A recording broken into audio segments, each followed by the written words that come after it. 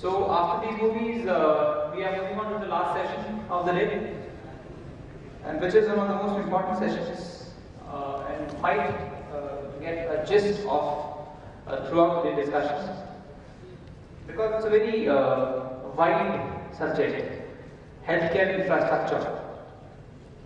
Whether we talk of medicine, technology, equipment, infrastructure, systems, everything comes in it. That is why we have various stakeholders from various different areas, from medical services, from hospitals, from consultancy, from real estate in fact. And we will get to know that how real estate will also contribute in the success of building up healthcare infrastructure in the state. So without wasting much of the time, I think I should start calling panelists on stage. And I'll start with Dr. Dinesh Dwivedi, Executive Director Logistics, Rajasthan Medical Services Corporation. A round of applause for Mr. Dwivedi. I know it's the last session of the day. Some less of audience is there, but let us not feel that. And I invite a very renowned health expert in India from Maharashtra, Mr. Dilip Patil, Managing Partner of Trivector Bio. Mr. Patil, I welcome you on stage, and a round of applause for Mr. Patil. He has come down to Rajasthan from Maharashtra for this summit, and we are very thankful to him for that.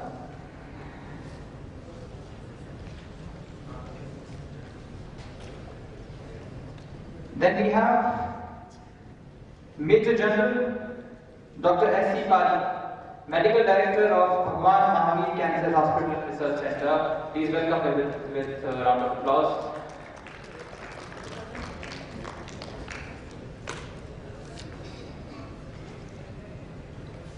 Then we have Mr. U.K. Anant Padmanabhan, Group President, Rainbow Hospitals from Hyderabad.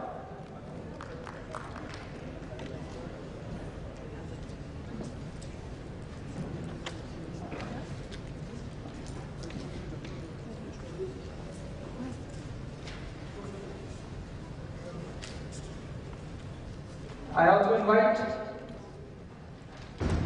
Mr. Harish Singh, Head Channel Sales of Antariksh 2, to please join us on stage, Mr. Harish Singh. A round of applause for Mr. Harish Singh. Antariksh 2 is the real estate partner of the summit.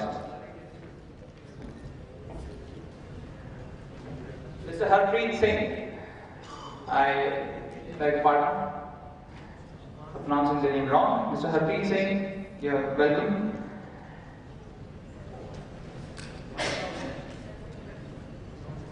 And then we have a guest from Gujarat. He is an IAS officer and CEO of Zilla Parishad of Sabarkantha district, Gujarat, Mr. Nagarajan. Mr. Nagarajan, M. Sir, we welcome you on stage.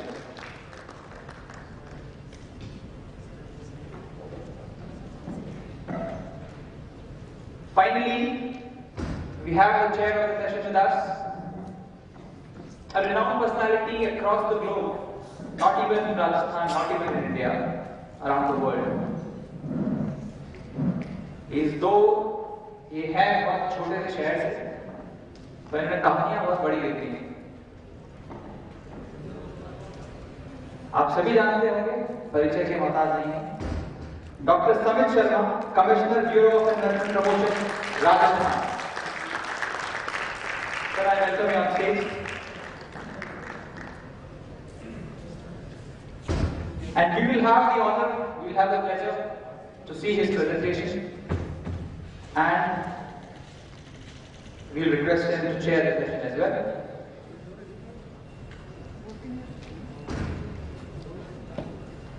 With this, sir, I hand over this to you.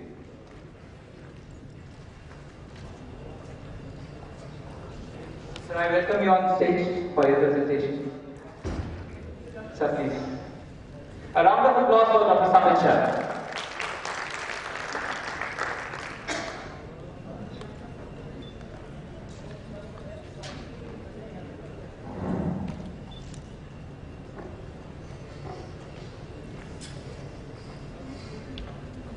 evening, everybody. I think not many people are left now. I've been assigned the task of apprising you about the investment opportunities in the health sector.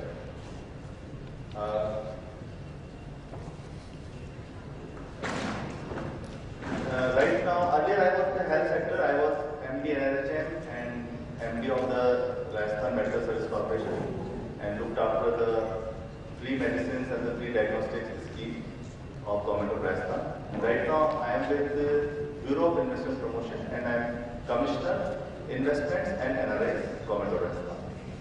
So, here we go. There is a lot of scope for private investment in healthcare in Rajasthan. There is a large network of healthcare delivery centers. There is a significant number of skilled. Okay, I cannot see. Okay, I'll let us write it to you. There is a significant number of kids there. Skilled medical manpower, and there is increasing role of private sector, and especially in the tertiary care, healthcare in Rajasthan. I am saying this because even after having so many medical colleges, district hospitals, CSGs, PSCs and sub-centers, we are able to cater to only 30% of the OPD and IPD patients.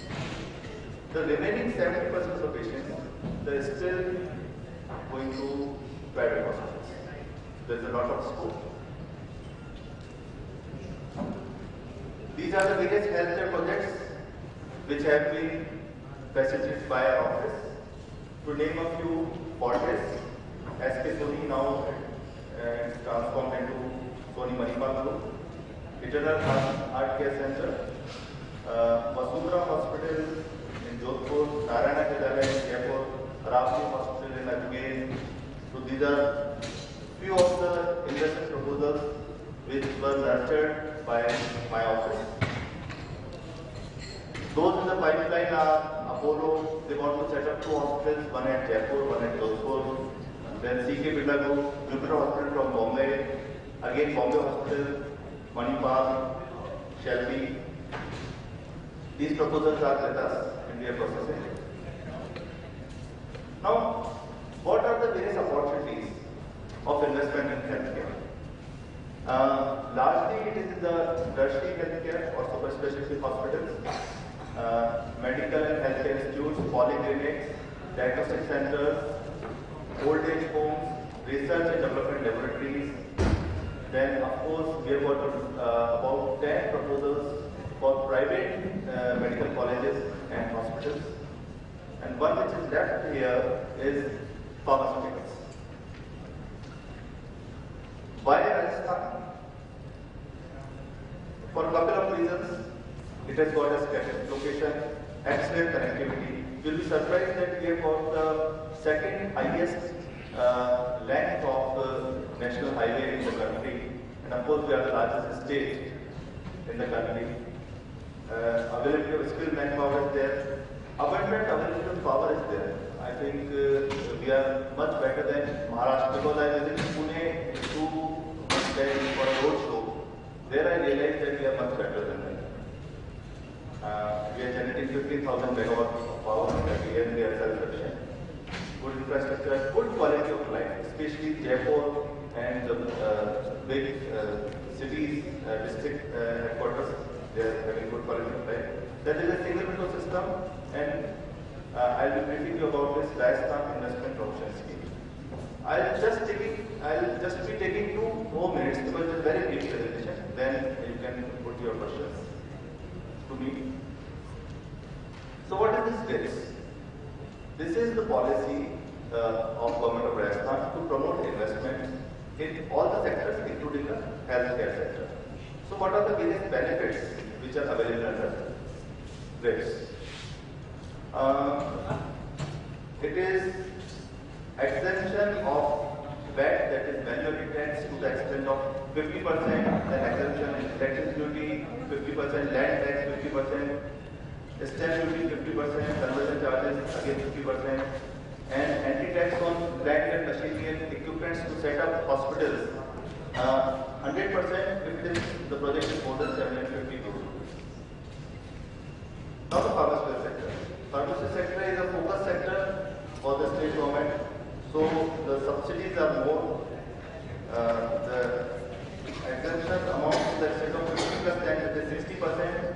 Then there is 50% exemption from anti-tax on all the capital goods. So there is no cap of 750 crores. And of course, facilitation and identification of land. Now what is this customized package? So, because there are many proposals lying with us, wherein the general benefits which I just mentioned in the previous slide, the government will extend more benefits than those general benefits. So it is called the customized package or additional incentives. It is reserved only for the big or the mega projects. In pharmaceutical sector, which is a manufacturing industry, the minimum threshold for this is 500 crore rupees of investment or employment to more than 500 people. And for the service sector, that is for hospitals and medical colleges and private universities, this threshold is 200 crores of investment and employment or employment to more than 500 crores. And just to sum up, there are a few investment opportunities which the Medical and Health Department they have invested for the prospective investors. One is development of high-end multi-story cottage wards in 7 hospital campuses in Rajasthan. These are located at Jaipur, Ajmer, Jodhpur, Udaipur, Kota, Bikaner and Jharsuguda. Then opportunity to provide super specialty services at district hospitals. Development of new hospitals to build and manage new hospitals, it is also there. Then upgrade existing operation theatres to full service OTs in the gynecology, orthopedics and surgery departments. Then installation of diagnostic equipment like CT scan services, MRI services, other diagnostic equipment, the biomedical waste management, and minor services like laundry services and of that sort. So this is in very brief the various investment opportunities available. What are the existing shelf of projects which we offer to the investors? What are the incentives which government offers to those investors who wish to set up a project in Rajasthan? And this is the contact coordinates of my office. I think I will stop here. I thank you all for your attention. Thank you. Any questions for Dr. Sharma? Okay. So, it's will think, and at the end of the session, if there are any questions, please feel free to ask. So, to continue with this, now I request Dr. Dinesh Dwivedi, Executive Director, Logistics, Rajasthan Medical Services Corporation, please address. A round of applause for Dr. Dwivedi. Thank you very much. I am Dr. Dinesh Dwivedi. I recently joined Rajasthan Medical Services Corporation.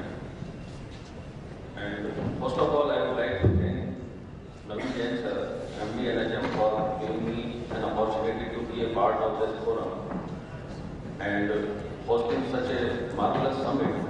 Almost every participant had a great learning experience. This hall has become possible because of our state-inspiring dynamic leadership, especially our Honorable CM, Vasundhara Rajeji, and our Health Minister, Shri Rajendra Rathod sir. Last but not the least, I would also like to thank our MD, Sudhir Sharma sir, for nominating me to attend here. I would like to especially say that we are very fortunate to have Sudhir Sharma sir among us. Actually, the Rajasthan Medical Services Corporation was his vision and his baby, which has been implemented by state government so successfully that this model has been studied by many states, and we are proud of it. The Rajasthan Medical Services Corporation works to provide free drugs and diagnostic facilities and free supply of generic medicines.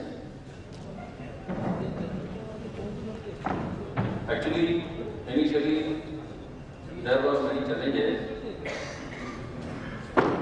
regarding expenditure for illness was the most common cause for rural indebtedness, responsible for 2 to 3% shift every year from above poverty line families to below poverty line. More than 23% of the sick did not seek treatment because of they did not have any money to spend. As per WHO, 65% of Indian population lacked regular access to the essential medicines. To face these challenges, journey started in 2006 by making available essential drugs at cheaper prices through lifeline stores operated by cooperative department or medical services, medical relief societies. Then Jan Aushadhi centers were also opened to ensure supplies at hospitals, but these could not work well because non-availability of drugs and doctors not prescribing them. Then budget announcement of year 2011-12 opened the way for free medicine scheme. The Rajasthan Medical Services Corporation Limited was started under Companies Act 1956 as fully owned and managed by enterprise of state government, which started on 2nd October 2011. Actually, Medical Services Corporation was started because the state's budget was not properly being utilized previously.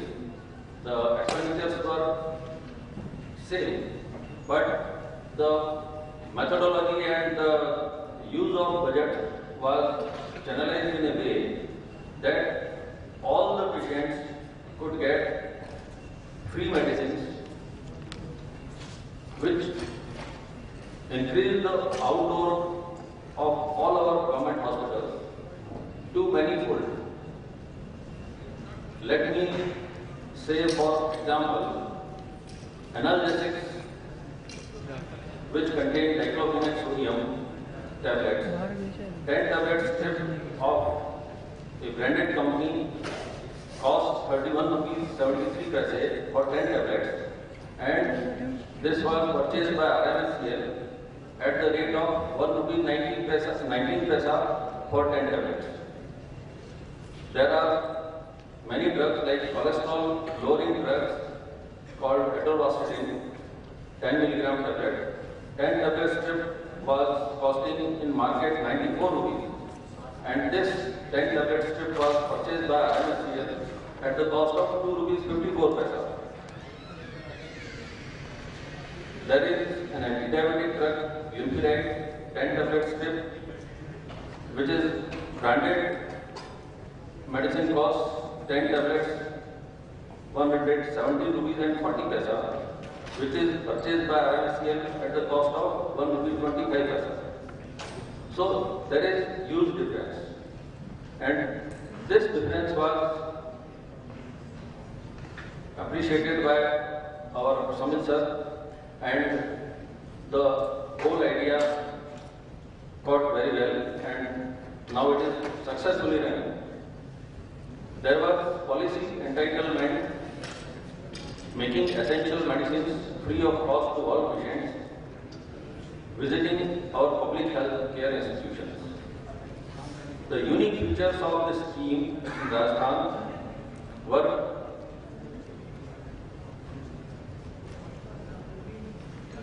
Issuance of government orders for prescription by generic name. Since the generic medicines were very cheap, setting up of unique infrastructure at healthcare institutions, sensitization and orientation of prescribing doctors, constituting DTC's drug and therapeutic committees, appointment and training of pharmacists and informatics assistants, effective complaint and feedback system, drug monitoring through non-available drug reporting system, reported up to chairman through MD, and SMS-based daily monitoring and feedback system. Then, very important, near expiry and danger zone drugs monitoring. Then, slow-moving and excess supply drug management, which could sense the slow-moving drugs and excess of some drugs at some hospitals. So they could be used elsewhere if there is excess of any drug in any hospital. Then inventory management through e-OSD application. As I told, prescription by generic names was very useful. I would not continue for very long because time is too short.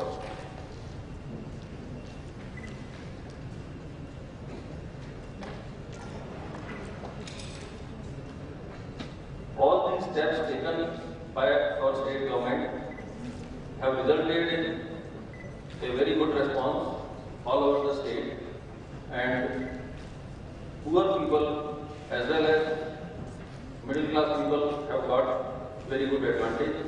Nowadays, we are also offering free investigations at all the levels of healthcare system. Thank you. I know there's a lot to talk about RMS, especially. There was a very big initiative under the guidance of Dr. Samir Sharma, the Nishulk Dawa Yojana, a very world popular scheme. But we have paucity of time, so now, without wasting any time, I request Mr. Dilip Patil, Managing Partner, Trivector Biomed, to please address. And I request all speakers to be brief, around 5 to 8 minutes.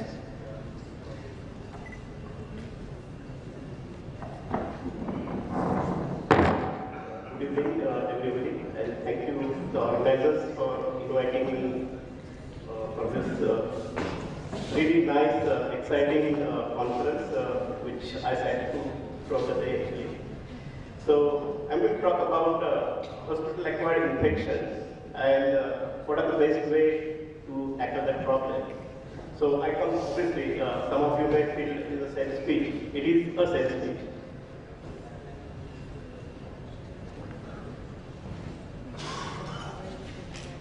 Okay, so all of you know there are pathogens in the air, and they are in the form of infectious dust, which ultimately settle down on the surfaces and creating contact points with whoever comes in contact with that. And now what are popular infection control methods we have, like hand sanitization, surface wipes, HEPA filters, ionizers, chemical fumigations, UV lights, they are all having their own limitations. So I'm going to present you a system which is very innovative, revolutionary system which is validated by American NASA. It actually reduces respiratory infections. It controls spread of all infections which are there in the air. It improves our existing hygiene protocols, and it destroys all the bad smells, odors, and removes volatile organisms. So these are the things which this system does, and in turn it actually does reduce the hospital-acquired infection. So air dissemination never stops through different sources. It actually gets into the air, and this is the mechanics of aerosol transmission, and that the particle droplet can stay there forever. And the culprits which are there in the air and the droplet are influenza, all sort of flus, pneumonia, tuberculosis, SARS, Middle East respiratory syndrome, norovirus, which is popularly known as vomiting bug or gastro, which leads to gastro, MRSA, MRSA or superbug, C. diff, which is normally causes diarrhea and Ebola. So these are the things which transmit through air and droplet. So, as Dr. Kalra from NADL told that healthcare-acquired infections kill more people than breast cancer and automobile accidents and HIV put together. This is American statistics. So, America loses about 45 billion per year treating these hospital-acquired infections. And more than 70% bacteria, this is a CDC statistic, more than 70% of bacteria that causes airborne infections are resistant to antibiotics and other drugs. And so billions of dollars could be saved and thousands of lives could be saved if we have effective infection control mechanism. So norovirus, which is a gastro type of virus, which is now proven that it is airborne. So on a tip of the pin, a safety pin, 50 million noroviruses actually reside, and only 18 to 20 viruses count is enough to cause gastro. So norovirus spreads through air. That was the latest report. And then we have this C. difficile. C. difficile, 7 of 10 patients emit C. difficile spores throughout their environment. So C. difficile also in the air. Then MRSA or superbug, 40% of all air samples which were taken by this particular study, they contain MRSA. MRSA was present in 25% of air samples in high dependency areas, and 8% of all air samples in that isolated were there in the absence of MRSA positive patients. So is there a link to this infection? So 1/3 of all hospital-acquired infections are due to airborne infection. Airborne transmission is responsible for 20% of endemic hospital-acquired infections, and airborne transmission accounts for about 25% of post-operative wound infections. So this is a plasma technology. What we are talking about, which is unique technology, is a plasma technology. Plasma, this is how it operates. It's a dielectric barrier discharge technology. It's innovative patented technology. So all the pathogens are attracted to the plasma, which is cold plasma, which is very safe plasma, and it destructs the DNA of the pathogens, viruses, bacteria, and all the volatile organic compounds. So many billions of actions happen within that period, 2 seconds of period, physical, chemical, electroporation, itching, and so NASA has really done some cases for us, and this is what. This is E. coli bacteria, how it is destructed in a single pass using this no virus technology. So this is the statement which NASA has made recently in the white paper, that no virus plasma technology is rapid and its inactivation occurs immediately. And there is a concrete evidence of effect of plasma on airborne bacteria, strong chemical and surgical changes also. So this is the validation of this technology which they have published in a white paper. So there are 2 models. What are they? It were displayed on a booth outside. There are truly plug and play. There is no filter, no chemicals. There is absolutely no maintenance. It's unbelievable. We give 3 years warranty on this equipment. So it just goes on and on 24/7, 365 days, and it consumes very less electricity. And we have different models depending on the capacity and all these things. So we are going to build some home-based model, some models for toilet, and then there is also smart technology. So it's a cloud-based thing which senses the air, sends to the cloud-based server, and you can have it on your mobile phone. You can monitor the air quality sitting anywhere in the world through your mobile. So this is what I just wanted to tell about it. There are a lot of studies which we have done in different countries, and everybody says so. This is a positive comment I just want to read, and I will end my presentation.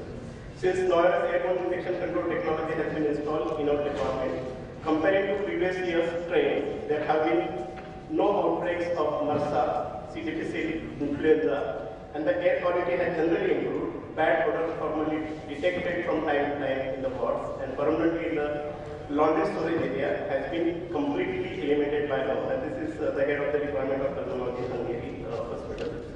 Then all these trials and all these dialysis units, neonatal units were done in different countries, and everybody has the same results. There is a reduction hospital-acquired infection down by 56%, respiratory infection down by 75%, C. difficile down by 50% again. So this is a technology which I think very good for India, and I wish that Rajasthan would be the first state to implement this technology, and I am willing to sample it to your, you can try it in your respective departments, and you can see the difference yourself before taking a decision. So that is so far as my presentation. Thank you.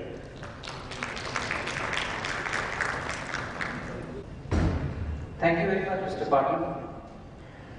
Now we have a presentation from Shri Harpreet Singh, Head Channel Sales of Antariksha Group.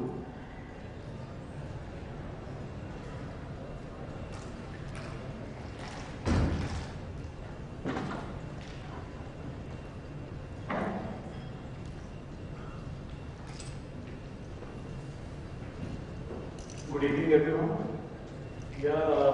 Basically, quality healthcare is not only a necessity, but it is also a fundamental right for every citizen of India. So, when we use this word quality healthcare infrastructure, so it is a very broad word that covers many aspects to it. So, if we live in a country where most of our population, nearly 70% or more than 70% population is a rural population, and only 26% population is urban population. So the need for the emphasis of the infrastructure should be towards the delivery to the cities which are tier 2, tier 3 cities where the reach of quality infrastructure is not there. So we, as Antariksha Group, are a 30 years old company. We are pioneers of group housing societies and have done commercial developments in Delhi NCR. Now we are exploring new opportunities in the healthcare sector also. In Jaipur also we have our interest in hospitality also. So let me take you through with the company profile, the corporate profile of our group, and then I can take this discussion forward. So this was a company that was established in 1990 by our chairman, Mr. Rajveer Singh Goyal, and since last 25 years, we are actually one of the pioneers of group housing society in Delhi NCR. So if you have seen any DDA-led development or any authority-led development, so these developments cover only majorly two types of development. One is their own development of the apartments that they come up with, like MID, LIG or Janata Flat, and another is group housing society. So we as a group have delivered more than 55 group housing societies all over Delhi NCR, and thus we have done substantial work in delivering the hospitality as well as commercial projects also. So now the mission of the company is that, see, today the focus is towards giving better lifestyle, giving better infrastructure with these smart cities that is coming up, which was recently declared. Now the focus is that suddenly the foreign participation in India has seen an increase.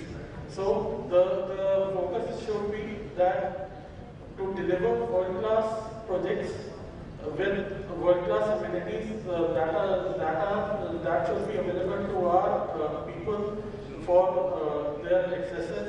So going forward, we would like to be one of the major players in upcoming, at least 10 to 15 upcoming smart cities in India. And our chairman, Mr. Rajveer Singh Goyal, himself is a civil engineer, comes from a background with DDA and NBCC, and from scratch he raised up this company, and right now this company holds a valuation of more than 20,000 crores. And now with current developments, we are focusing to give major push in these smart cities that are coming up in Delhi or nearby areas. So right now the bandwagon of this company is being handled by Mr. Abhishek Goyal, who is handling all the forthcoming projects that are coming up in this smart city. And we are one of the few companies that are ISO certified companies, and real estate is one of the very uncharacterized sectors where most of the transactions happen in cash, whether it is procurement of raw materials, whether it is procurement of land. So we take pride that we are one of the few companies that document everything before we execute it. And we are Class A registered developers with almost all the authorities that are located in Delhi NCR. And now we are expanding our horizons to other states also. So, first of all, this is one of the few companies which is after 25 years of its existence is a zero debt company. And the main key feature or key focus of this company is that everything that is done, executed, implemented by the company is done in-house only. So we have never outsourced anything, because we always believe that whether it is housing, whether it is commercial infrastructure, whether it is anything, so rather than passing the cost to the contractors or subcontracting the things, we rather give that quality to our customers. So we are one of the few companies that have delivered more than 100 million square feet of residential development to our customers, and more than 20,000 customers enjoy our property today. So these are some of our projects that we have delivered all along.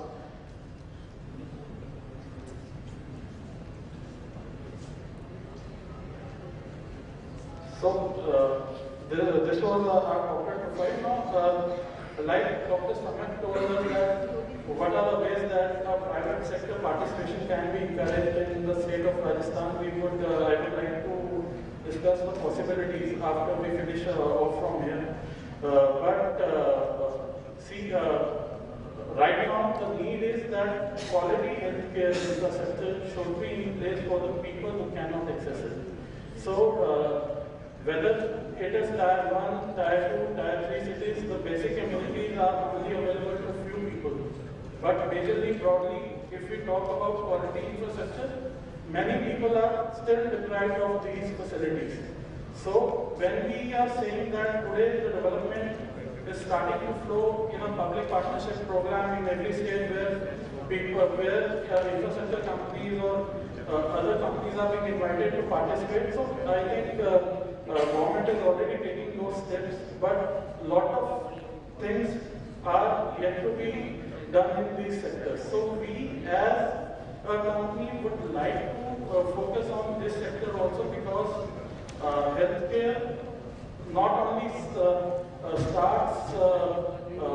is not only about infrastructure or a hospital, or it starts from your home also. It can start from your office also. So providing basic amenities, providing these systems, providing quality lifestyles.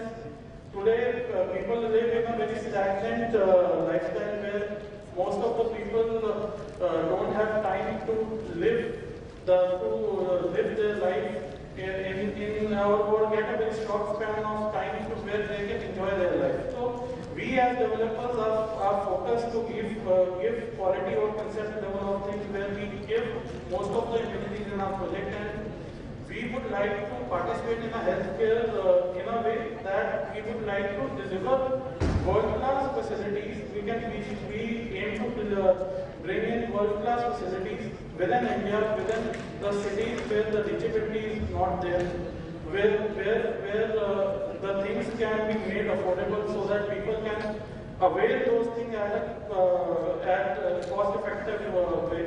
So we would be looking forward for some inputs on this, that how we can jointly achieve it with the government, and we are progressively looking to participate and work towards it. Thank you.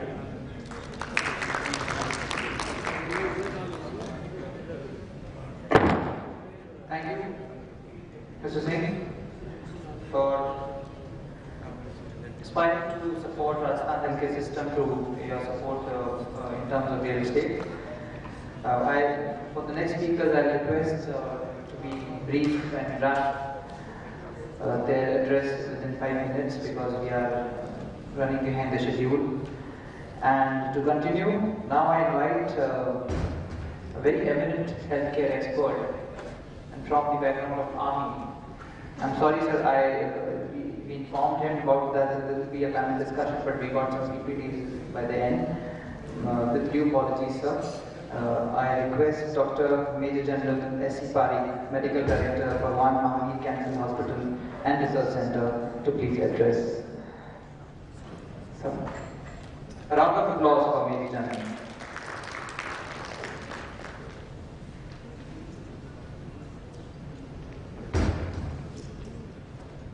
Thank you, Karthik. Sri Naveen Jain, Dr. Sharma, dignitaries on dais and friends. As told by the coordinator, I am Dr. Parikh. I am MD at Bhagwan Mahavir Cancer Hospital. This is my second uni. I have finished one unis for 37 years in armed forces, and then I retired after commanding Command Hospital Lucknow. Since a lot of people from the corporate sector are talking on the hospital infrastructure and they are keen to make it, I as a user would like to discuss and address the issues of we, the doctors, what are the challenges which we face when we take over these buildings. Why the hospital challenges? If somebody can make a house, if somebody can make a hotel, why can't he make a hospital? Because there are two characteristics of the hospitals, and these are also not stationary, these are changing day by day. Today, an hospital is a complex building because there are constant evolution in the medical science. We started with the specialist, then super specialist, and now there are standalone centers like cardiothoracic and vascular centers or onco centers or joint replacement centers. So these buildings are specific and there are various stakeholders into that. So when these people, when they plan the building, what is that we look into this and what is that is a requirement and association of the medical fraternity with these buildings is that primarily it is the patient care which is the most important. So therefore, the building has to be patient friendly. In addition to that, every hospital have to have an education and training wing. You have to care for the patient safety and infection control. Quality and safety are the essence of the hospitals, and if these things are not looked into, there is going to be catastrophe. In addition to that, there are certain logistic services and the catering services, laundry services, and the support services in the hospital.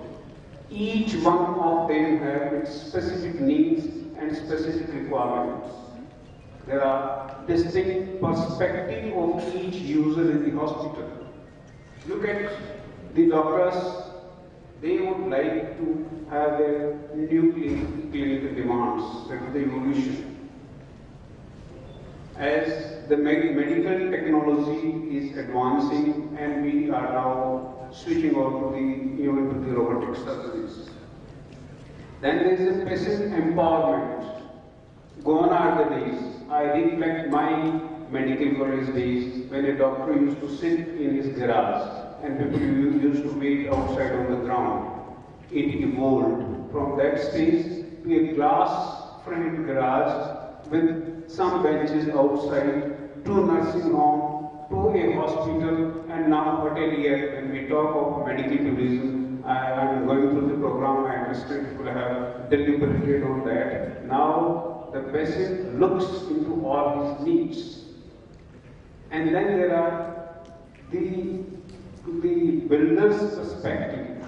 What he needs is an architectural design and the engineering needs, which are also so essential, like water and the location where the hospital has to be located. Evolution is taking place in the hospital industry, and these infrastructures, the concept is now evolving towards the turnkey projects in the hospital and in the advanced equipment stage. Like if you acquire a CT scan or MRI or PET CT, the company itself is asked to design the building for that as per the needs. So it can be taken as a turnkey project where you just turn the key and start working on that. Another factors which are coming is into the need of the family.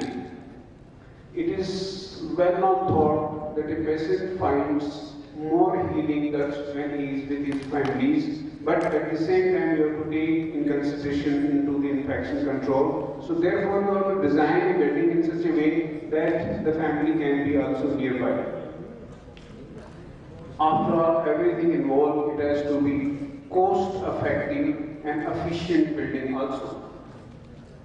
Therefore, there are also debate on whether to go on the horizontal building, which has its advantage as every department is adjacent to each other, or the vertical building where you can utilize more space as the space is most concentrated.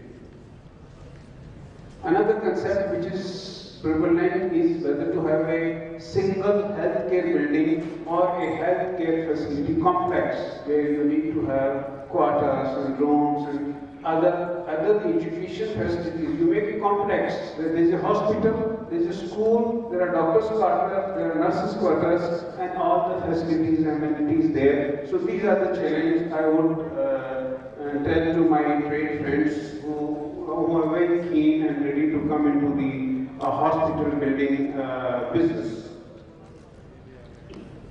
Modular concept in the operation theatre is another advanced concept. All these subjects are the very detailed subject in itself, but I just want to highlight for sensitization purpose.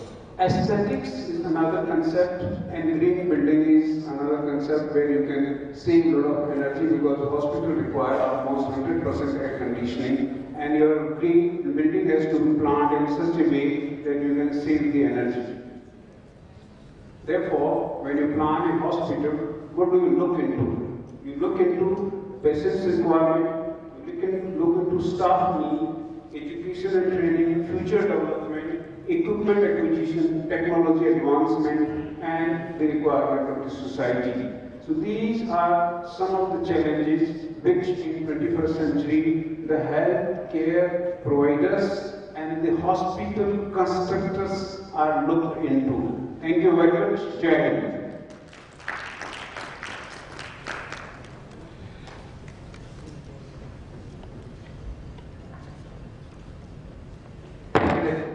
Thank you very much, Dr. Pari. Just to inform you that the guest of honor for award ceremony, Rajkumari Priya Kumari ji, is reaching within 10 minutes.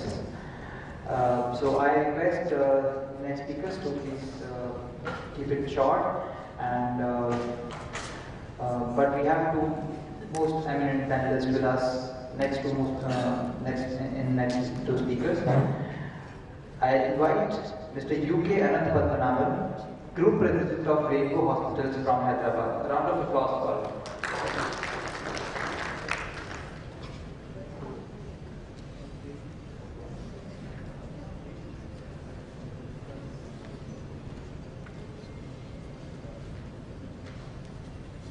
I request my web team to please come over and start with that talk.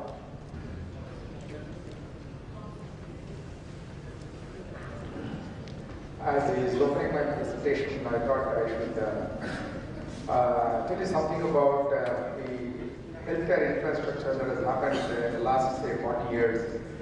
Like in Mayor General, I have also been in the healthcare sector for more than 3 decades, and I have seen how the Indian healthcare sector has emerged.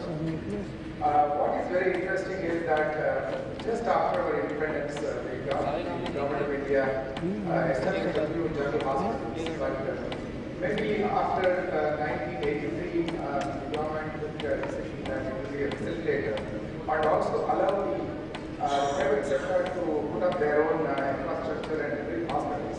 But I think that changed the entire scenario, and slowly from the government being the primary provider of healthcare, the private sector came in, and you saw a lot of hospitals coming in the private sector and even in the corporate sector on that matter.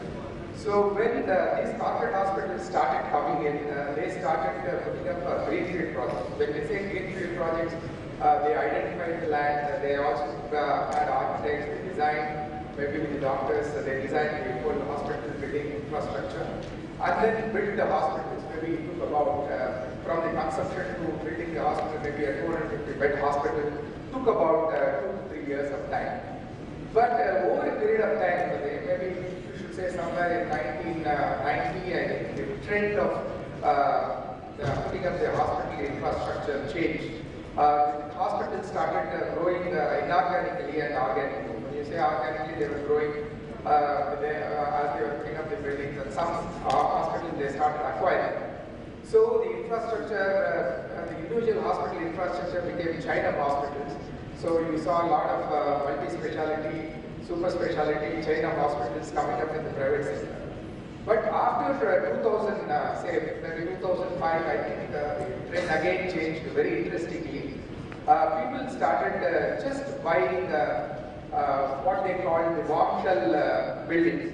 So what they used to do is they used to go to a real estate promoter and say that we want to put up a 150-bed hospital or a 200-bed hospital.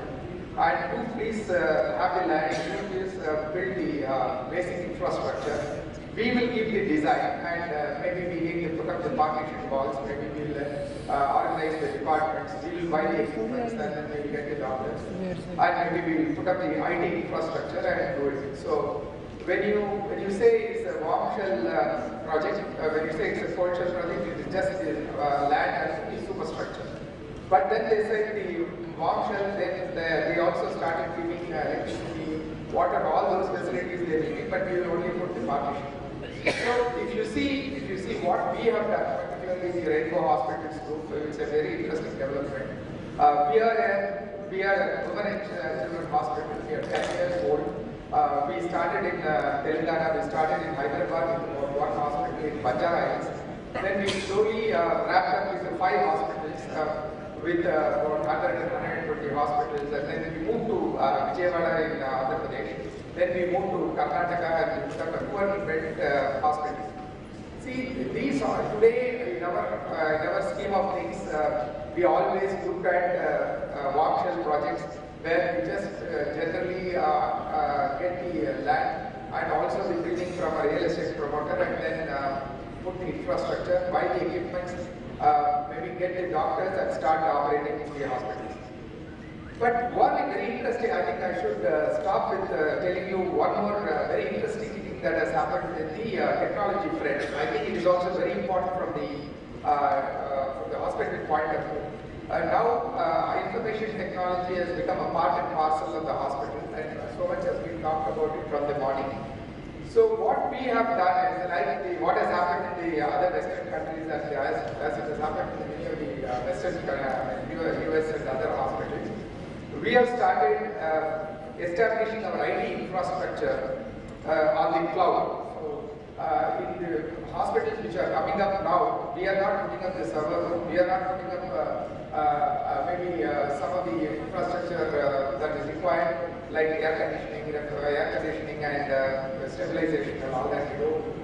We simply host all our programs onto the cloud. So if we are establishing a hospital, say 100-bed hospital in one of the cities in Rajasthan, we will establish the hospital in maybe a warm shell, get the doctors, buy the equipment, and then we will tell the cloud provider. We have got one cloud provider called Control-S, and he provides the entire server space in the cloud. So we will tell them for 100 beds, please give it as a service. So infrastructure as a service. Then we also put all our application programs like HIS, SAP, electronic medical records onto the cloud, and then we start ramping up for every hospital. So what we have done is in all our 8 hospitals now the legacy systems have gone. We have no server rooms, we have no servers. All our programs and all our storages, all our applications are on the server. So I'm just going to take for 2 minutes to show you what we have done. This is we call it the Rainbow Digital Project, which we launched just about 1 year ago in about 1 year, we just changed the legacy systems in 8 hospitals, and in new hospitals also we introduced the same system of cloud computing. These are all the hospitals we have in different places. And previously, if you see, we had, this was the old architecture. So we had the server 1 and server 2, and this was the current architecture was this. Then when we moved on to the cloud, we moved like this. You find that there is a cloud architecture. In the cloud architecture, we have connected all our centers to the cloud, and we have got an SQL platform. And the SQL platform with the Sybase database, we have HIS. We have hosted our HIS and SAP and HR onto the cloud, and we are able to get this IT infrastructure in a matter of about say 10 days time. We just have to inform the cloud provider, and then all the infrastructure facilities are ready. So this is a new trend in the healthcare industry, and I'm sure this will also catch up. I am going to lead the presentation here, and I'm sure many of you will be able to learn a lot from this. These are all some of the modules which we have launched in the cloud, and this is very, very interesting. All the modules can be launched in a matter of about 15 days. And when you are implementing, we have some associates like KPMG, Ernst & Young, and many of our network providers. That is also indicated there.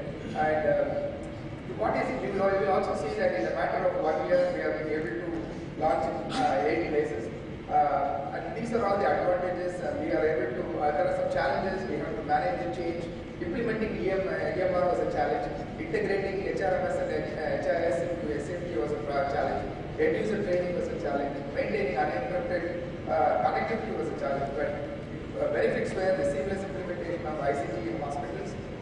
One path to become a paperless hospital, 20% improvement in productivity, 5% reduction in AMAX, and application can be accessed from anywhere from any hospital network, and availability of web and patient portal for accessibility by the patients, and medical records are also stored in this. Thank you very much. And in fact, in this issue of eHealth magazine, you will see this cloud computing article written by me, and it may be useful to you. This is the last week. Thank you very much, ladies and gentlemen.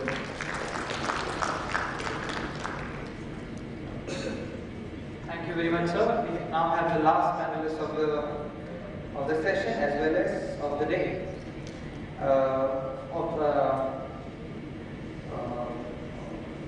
For this session, the last speaker is Mr.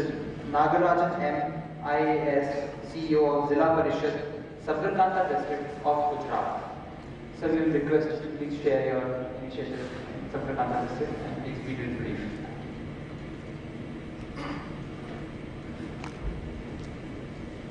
Good evening, everyone. Today I think I have the privilege of being the last speaker. And public health is sort of, public health in rural areas is sort of having the same situation as this session is today. Only those who want to stand till the last thing is covered will only remain. So public health is getting I would rather say the attention is growing. Once all the other places are filled, the public rural health is getting the attention. I would like to give a brief about our district, which is Sabarkantha district. Sabar is Sabarmati river, Kantha is bank. So district is situated on the Sabarkantha, Sabarmati river bank. Himatnagar is the headquarters. It is in between the Udaipur Ahmedabad National Highway. India's #1 Gram Panchayat, which is Punsri, is located in our district. India's first digital village, Akodra, which has been supported by ICICI Bank, is in our district.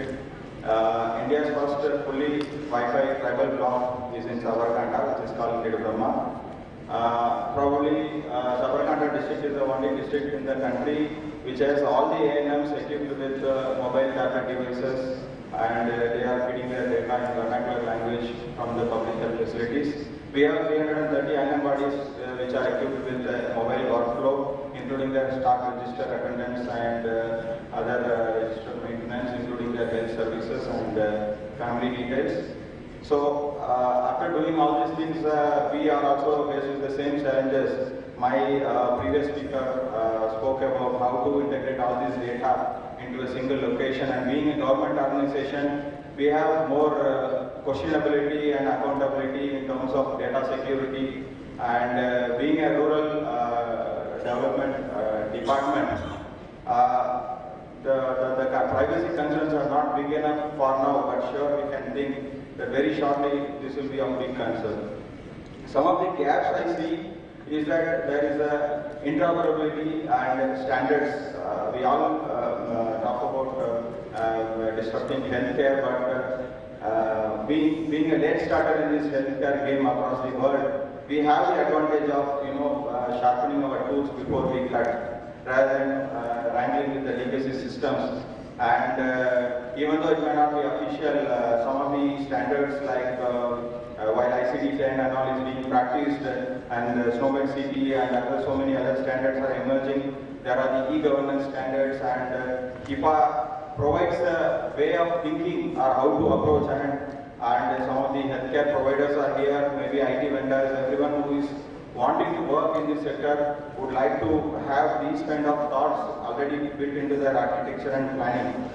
And another advantage we have in rural areas is we will be shifting from paper to paperless through mobile medium, rather than going through the continuum of getting into this PC operated business, data entry operator. So mobile device provides the biggest change in that the data source, a person can himself or herself enter the data, be in a touch screen, where the bottleneck right now exists even in entering the data in HMIS and eMamta, MCTS, is that all the data comes and clogs up in the DHC level with one contractual data entry operator, poor fellow. He has to work 24 hours to get the data, and much of it is taken shortcut. So by the time it reaches the district level for any decision making, it is already 15 days old data. Rather, I would not call it data, I would call it statistics. So fundamentally, healthcare below the district level is operating on statistics on a hazy cloud. So how do we change this using these enterprise mobility options that we are having? Is actually providing a big opportunity in making a big impact in the healthcare, because healthcare will have a major impact on what we are going to achieve as a country in the next 2 decades. Being a demographic dividend we are all talking about, if you don't intervene in the proper way and put up systems, it can become a demographic curse also on us in the coming days. Fundamentally, health challenge is basically a data challenge in the present scenario, I feel. So we need to think on that angle. Health services and the optimization and lean management practices in hospitals is all there in the corporates. But below the district, at the CHC and the primary health center level, none of this is happening. I feel that maybe for the industry it is a worthwhile task to think on it on a holistic way, rather than delivering small solutions. And some of the experience we had is we deployed these ECG machines which can send the data over to a mobile device to the district hospital from a tribal areas.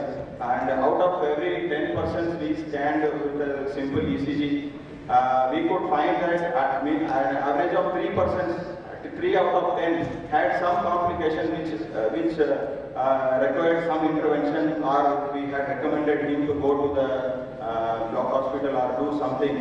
This is in a rural tribal belt.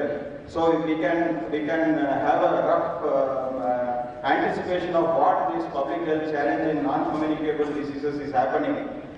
Very soon we will be grappling with that challenge, which is lifestyle related and habit related. And right now the focus is more on getting more infrastructure at the public health centers and getting more people to be covered. But then the data integration is a challenge, and also the emerging LCD public health challenge.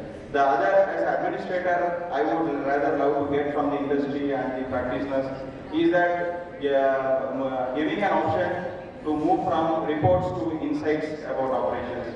How about having a real-time dashboard where we are able to simply monitor a lot of other things happening in the health, not necessarily in terms of emerging disease outbreak or something very dramatic, but rather mundane, day-to-day service monitoring and control opportunities, which could enable us to deliver these services to the poor people easily.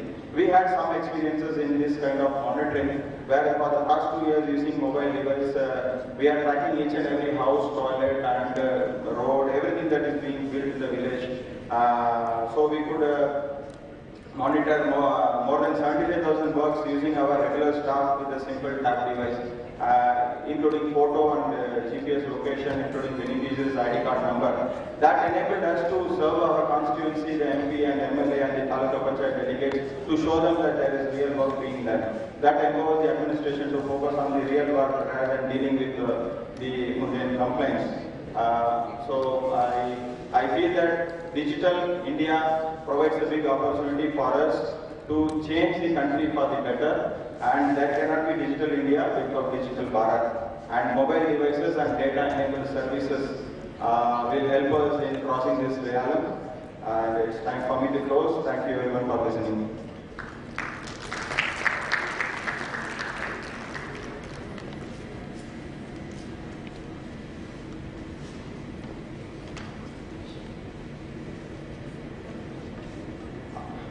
Honorable guest of honor for today's evening, award ceremony, Princess Diya Kumari, respected member of Legislative Assembly, Rajasthan, is with us. A round of applause for ma'am, please. So we are in the last panel discussion of the day, and I will request now Chair Dr. Samit Sharma, Commissioner, Bureau of Investment Promotion, Rajasthan, for the concluding remarks. Round of applause to Dr. Samit Sharma.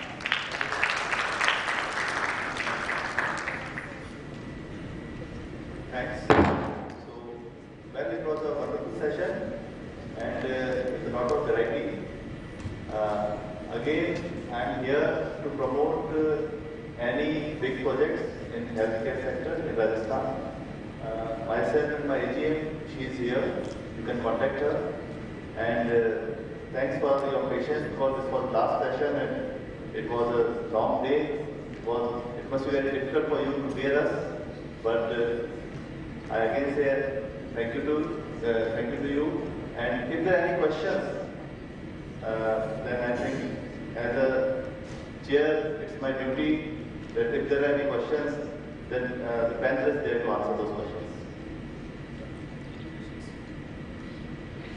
So I presume. Yeah. So I presume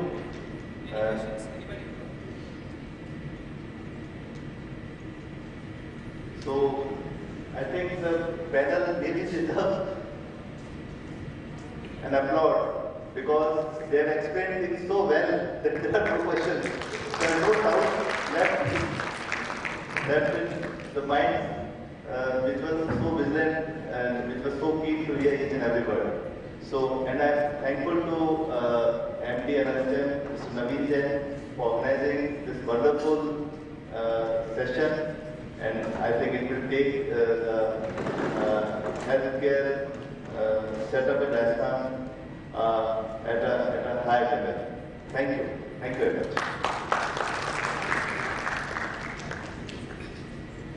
Thank you very much, Chair Dr. Samit Sharma. I request Sir to present mementos to the eminent speakers as a token of appreciation. And we will start with Dr. Dinesh Dwivedi, Executive Director, Logistics, Rajasthan Medical Services Corporation. A round of applause for Executive Director Dr. Dwivedi. Mr. Dilip Patil, Managing Partner of Trivector Biomed. Major General Dr. S.C. Parekh, Medical Director, Bhagwan Mahir Cancer Hospital and Research Center. Mr. U.K. Anant Padmanabhan, Group President of Rainbow Hospitals in Hyderabad. Mr. Nagarajan M. IAS, CEO, Zilla Parishad, Sabarkantha district, Gujarat. Shri Harpreet Singh, Head of Channel Sales, Antariksh Group. I request Major General S.C. Parikh to present a memento to our Honorable Chair, Dr. Samit Sharma.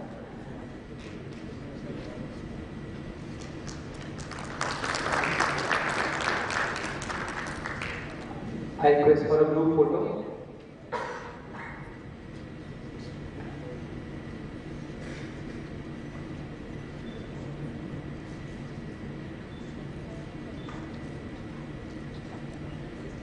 Thank you, sir. A round of applause once again.